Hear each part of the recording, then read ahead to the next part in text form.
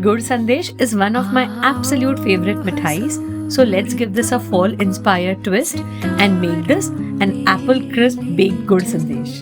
As apples are in season, so grab some crisp apple and for the filling, saute them with brown sugar, salt, cinnamon and nutmeg. Don't overcook your apples as we want them crisp and tart still for the best texture and flavor of our sandesh. For the sandesh, in goes our chena. I am using homemade. Now add your milk, fold in your gur and mix gently until you get an even light brown color. Finish with some chopped pistachios, saffron, cardamom and a dollop of ghee. For our toppings, we will fry some gond in ghee until crispy.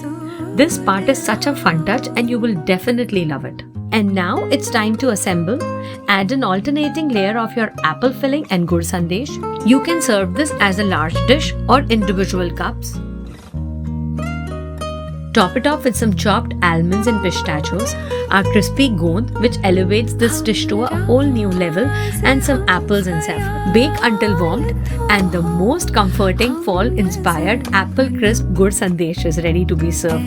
Hope you all enjoyed. Head over to my blog for more detailed recipe.